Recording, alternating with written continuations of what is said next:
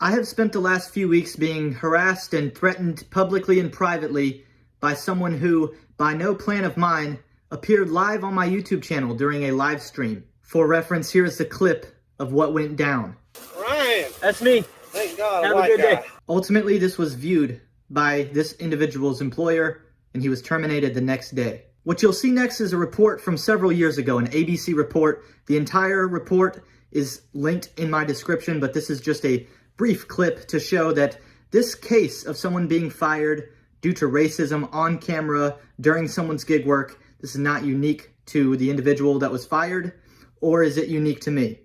This has happened before. This exchange took only a matter of seconds, but has had a life-changing impact. This CEO is out of a job after his racist slur against an Uber driver was caught on camera.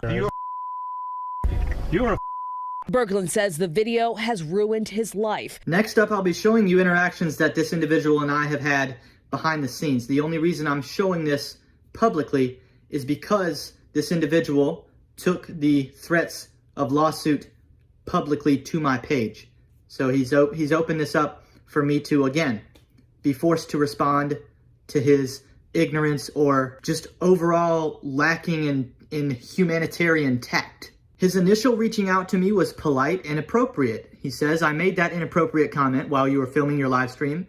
I would like to personally apologize, let you know that I learned a very valuable lesson. I was terminated from my position at my company today. There is no hope of me getting my job back. In order to get another one, I would ask that you please remove that video off of YouTube. I have learned a huge lesson." And again, he apologizes for what happened. God bless. And then he signs off. So I respond with a lengthy response. I put a lot of time and effort into this response because I've got nothing against the guy. If you're to go back and watch my live reaction to the situation he put me in and my rehashing of it and my analysis of it after the fact, never do I attack the individual. I attack the behavior. I criticize the behavior because, as I explained in my response, I had to do something. I certainly did not hope for that result. It's not the impact I set out to have when I decided to make myself available to the internet. I think cancel culture is out of control, and part of my message is that I feel more comfortable self-employing myself through gig work and content creation because I know that I eventually will be attacked for things that I say as well. I'm an outspoken Christian pro-American conservative, and they're not going to like it when they notice that I'm a man who cannot be bought. The reason I posted this clip as a standalone video was only because it happened to occur on the live stream itself. Therefore, it was already too late as soon as it happened. Here's my position on the video. In the end, no matter what action I take or don't take, it is going to upset someone. If I take it down, I have an audience that potentially flips on me and thinks that I support the language you used. If I don't take it down, I have an individual who I have empathy for, who has to move on with this existing. Either way, I'm placed in a position where I feel like I'm at a loss. Ultimately, I'm forced to recognize that this isn't my fault, and that every adult should understand the idea of consequences. Instead of continuing the story by making changes that I would then face questions about, my interpretation is that you and I are both better if we just let it rest. I hope that you can respect my thought process, and I truly wish the best for you. I'm open to further communication with you as circumstances evolve. Signed, Ryan Welty. He responds, "You may word your excuse any way you wish, but if the videos that haven't been fixed aren't taken down by you or YouTube, I may be forced to follow with legal action, considering my right to privacy on the grounds that you were filming me on private property without obtaining prior to the incident expressed permission from the property owner and myself and my former employer. All I'm simply asking is that you blur my face and the company's logo on the full-length live stream recording." All right, so I did exactly that. If you go back and watch this content on my channel, you're going to see his face blurred out. You're going to see the company's logo on the side of the truck blurred out. If I go back to this first of these two emails here, I do want to address this though, where he says, "You were filming me on private property without obtaining prior to the incident expressed permission from the property owner and myself and my former employer. Most DoorDashes you're delivering to someone's residence. That was not the case here. This individual was a truck driver. He was simply stationed in the parking lot of a Home Depot. The camera was obviously in my passenger seat, angled in a way that is intended only to catch me during my live stream.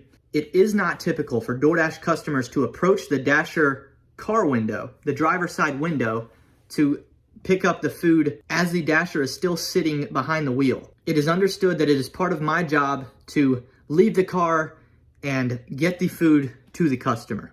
Had I been allowed to do my job to completion without being interrupted at my car door, this individual could have made that same exact comment to me. It wouldn't have been caught on audio and probably would have gotten away with it. But as I said, I complied with this request. I thought it was a fair compromise to use the blur feature on YouTube. I told him I'm trying to work in our best interests. I don't know too much about law, but what I do know is South Carolina is a one-party consent state, which makes my live stream completely in bounds. I'm a fantastic partner to work with, but I get wildly competitive when people show me they are against me.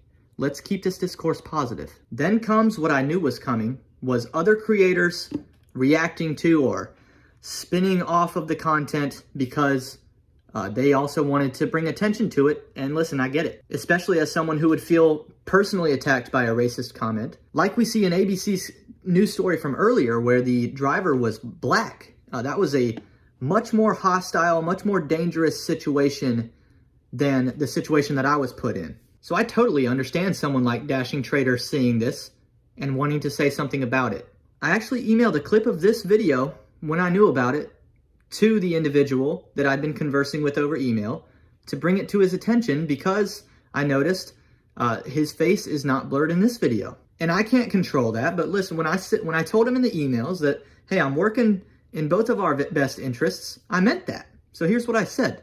I wanted to bring this to your attention. I knew this would happen, and it will probably happen more times. This is why I previously mentioned that if I hadn't clipped it, someone else would. I can't control the fact that more people will want to gain attention by discussing the situation, but I can at least bring it to you when I'm aware of it. That way you can make subsequent privacy requests if you feel them necessary. Dashing Trader has a lot bigger following than me. This video will gain views faster than the original. It did. I was correct about that. I was really encouraged by the next response. I thought it was mature and the right thing. It was the response that I was recommending earlier in our discussion. He says, you know what, man, I've moved on from the situation now. It's kind of sus that y'all blew something meant as a joke way out of proportion, leaving me to believe you've said worse in your lifetime, and now you're trying to make up for it by taking down someone for making a joke. Well, he's right on one account. I've said worse, absolutely. I admit that right here on YouTube. I've said worse. I am not trying to take someone down by making a joke. I assume what happened here is somebody saw the clip of his comment and called his former employer to let them know about it, and that's probably how they saw it. I'm not the individual who made that phone call. I can promise you that. So I said, all right, I'll move on from you too then. Glad I could help your job search. This is where I thought it was over. Then comes this video upload where I have another interaction with a truck driver and I make a couple jokes here and there and never refer directly to the previous interaction I had, but I inferred it in this video. But this apparently really angered the individual because I get another email out of nowhere after a couple days of quiet. Make the jokes all you want on your new vids. I'm going to sue you and DoorDash pretty soon. We'll see who's laughing at the end. Once again, I show you these personal behind the scenes back and forths because the same exact threat was made publicly. If you look in the comments of that video, he responds, make that joke, lawsuit coming your way soon. Pretty much exactly what the email says. And I said, thank God, a lawyer. Via email, my response was a little different. I said, way to, quote, move on from the situation. Those were your words, but hey, you don't seem to have a good command of your language, do you? That's why we're here after all. Good luck. I hope you find your Saul Goodman. Here's where we have the final message that I will receive from this individual.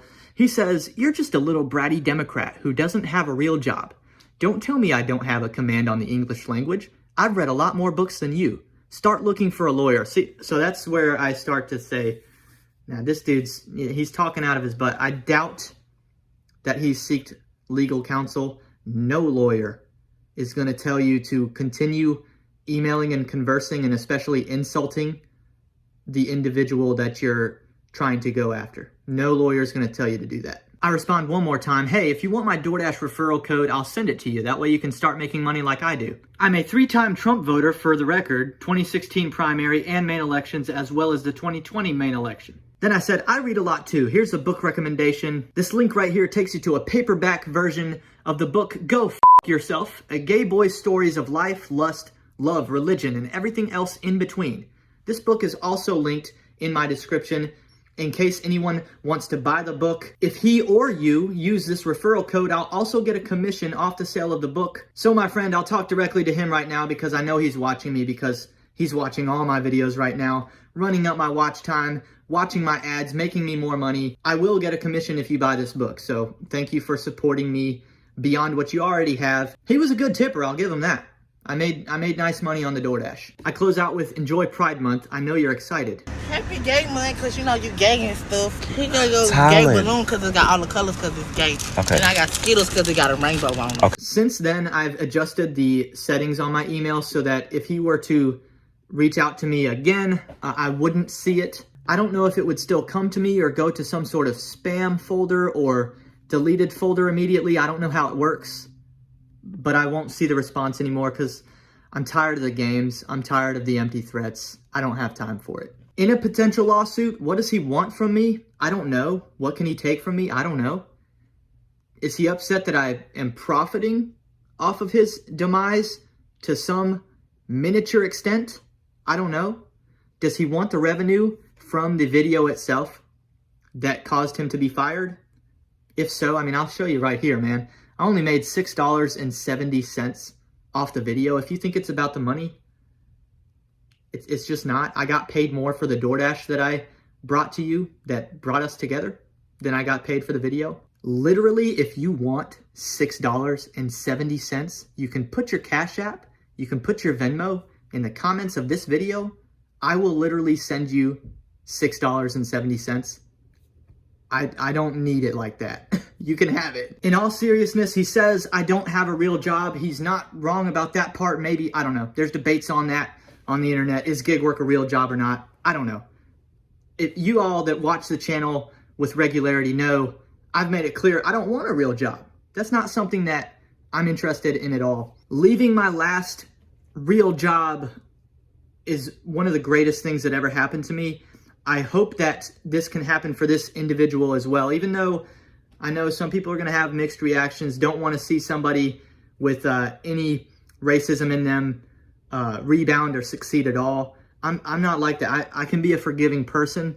I hope that he can find what he's looking for. This was part of, as crazy as it is, all this is part of God's perfect plan. It was ordained from the start. Because of the work market we're in, I'd be surprised if this guy can't get another job and possibly get a raise with it. That's just how things work. At the end of the day, the next company isn't going to care about this because their brand wasn't associated with it. If I'm wrong and it takes him more time to get a job than I'm thinking it should, it's still not a bad thing. Having some time is good. You put some time into the gym, get on the treadmill a little bit. You could probably use that. Let's say you can never get another job. There's so many ways to make money without a W-2. Subscribe to my channel, continue watching my content so that I can show you ways in which to do that. Like I said, I can give you my DoorDash referral code that can benefit both of us. Or, you could try out OnlyFans. I know there has to be a market for husky former truckers. There's got to be a lot of lonely men out there that would watch you and pay you for that content. I think you'd be good at it. I say that with all sincerity. I close out by saying once again to this individual, the story only continues if you insist upon it. I hope this signifies the conclusion of this story and that more updates aren't necessary if anything else insane happens. That is all I've got today, but I'm sure I will see you next time on Welty.